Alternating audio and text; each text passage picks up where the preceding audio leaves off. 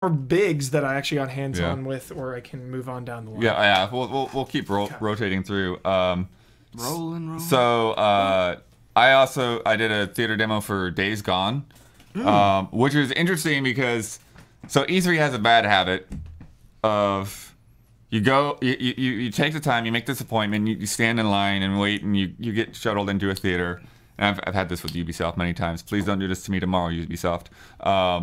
And you sit down and you see the exact same thing you saw in a press conference.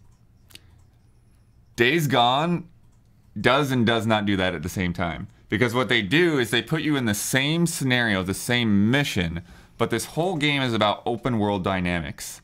So we're at a different time of day, we have different weather, and everything plays out differently. So it's snowing, and it's not as close tonight, so there's not the swarm of freakers around. I still can't get over that word. Freakos. Freakers. Got some freakers. Can I call them freakos? Sure, you call them whatever you want. The year of the freakos. And they call it sandbox combat. One thing I do want to make clear is, yeah, they definitely took all the HUD and crap off the press conference demo just for that demo. There was definitely a mini map. You can definitely see like little people on the mini map.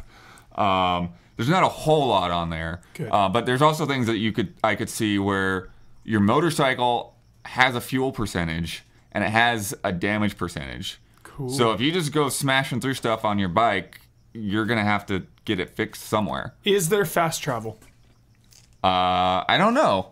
Game changing. Like, my entire perception of Days Gone will be different depending on if there is or isn't fast travel. Yeah. Because if you're talking about your bike has gas, well, if it runs out of gas somewhere, but then I can just fast travel somewhere and get gas, fast travel back. I would think you wouldn't. It wouldn't make sense. Because that's another thing they talked about. Like, you saw, about all the traps that they like kind of stupidly ran into in the demo and the press conference. I think they sort of did that on purpose because in this they were much slower and more methodical. And you can like pull out binoculars, which I felt was the more natural way of doing this. But you could pull out binoculars and look around and like, it was like, okay, there's an ambush point over there. Maybe I'll go this way. And then same thing with some of the traps. But then there are also moments that he kind of goes into like the Batman vision kind of thing, where things get the detective mode where things get like highlighted in blue or orange, and you get a bit of that. But they talked about how you just can't take anything for granted. Like, you can get distracted by something and then get into a trap that's not there every time, and all of that. Another thing, again, because those swarms weren't there, another thing that they showed was, so you remember when he put the bear trap down in the bushes and he lured the guy over to the bear trap, and then he just kind of moved on. This time he watched what happens. And he also, when the people rushed over to see the guy in the trap, he grabbed like rags and a bottle and like made a Molotov cocktail. But right before he threw that Molotov cocktail, one of the people in the group was like, all right, we're not going to be able to patch this guy up. And she just decides to shoot him. Whoa. And that was the gunshot that attracted the swarm in the other demo. So you didn't really know what was going on. You just kind of heard the shot and saw the swarm going. But then he just like Molotovs the group and they all die anyways. Cool. Then I'm trying to think. There's durability on melee weapons. He grabbed an axe, and like every time he used the axe, you could see like the meter go down a little chunk. And then similarly with like the bigger heavy weapons, it looks like you can only carry like one or two of them, because there's a point where you got a sniper rifle, and then he picked up an assault rifle and he had to put the sniper rifle down. Cool. To exchange it.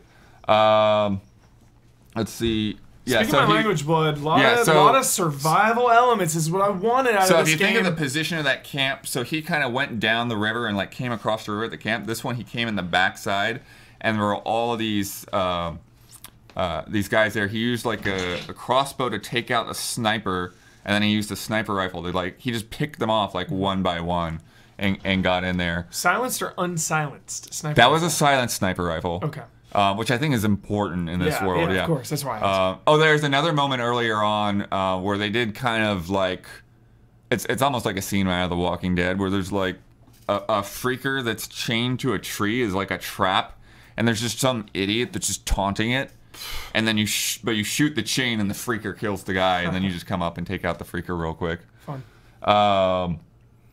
Trying to think if there's anything else that was like really significant there. I mean, it just looks entirely different in the snow for one. And then, there was a green bar for your health. There's a blue stamina bar, and then there is some kind of experience system in there as well. What about the snow weather though? Do you need to dress warmly to battle the temperature? That I don't know. Okay. They did talk about the swarms are all of different sizes, and the one that was in the demo last year was probably like something you probably won't see until more late game.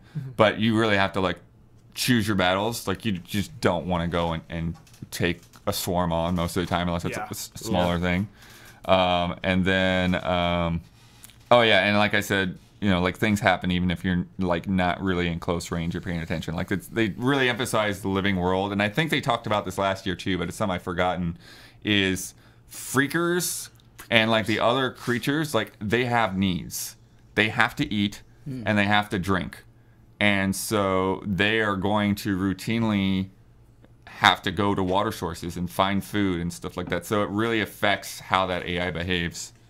And then, the last thing that we got when we were asking them some questions, they just basically said Deacon's a jerk.